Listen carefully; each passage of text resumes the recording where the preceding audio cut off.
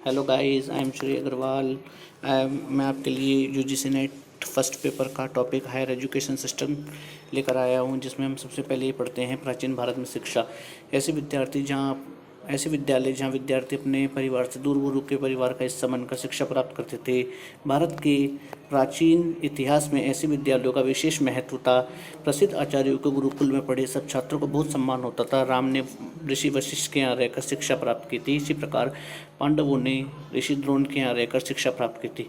जैसा कि आप जानते हैं, प्राचीन समय में गुरुकुल प्रणाली बहुत ज़्यादा प्रचलित थी और उस प्रणाली के अंतर्गत शिष्य को गुरु के समीप ही रहकर शिक्षा प्राप्त करनी होती थी। जो गुरु आदेश दे दिया करते थे वही बच्चे को मानना पड़ता था। उनके भिक्षा आदि की व्यवस्था भी छात्र को ही करनी पड़ती थी।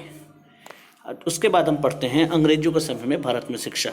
जैसा कि आप जान सकते हैं, अंग्रेजों के द्वारा भारत में शिक्षा के विकास की शुरुआत 1781 में वारन हेस्टिंग्स के द्वारा कलकत्ता मदरसा की स्थापना की गई थी। इसका उद्देश्य मुस्लिम कानूनों तथा इससे संबंधित अन्य विषयों की शिक्षा देना था। इसके उपरांत 1791 में जोनाथन डंकन के प्रयत्नों से बनारस में संस्कृत कॉलेज की स्थापना की गई, जिसका उद्देश्य हिंदू विधि व दर्शन का अध्ययन करना था।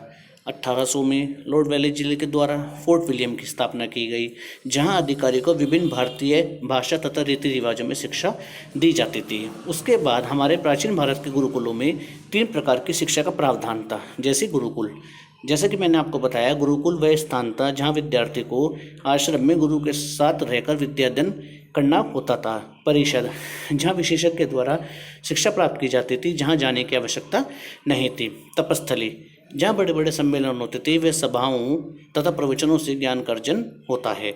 नैमिषारण्य एक ऐसा स्थान है, गुरुकुल आश्रमों में अनादिकाल से ही करोड़ों विद्यार्थी विद्या ग्रहण करते आ रहे हैं।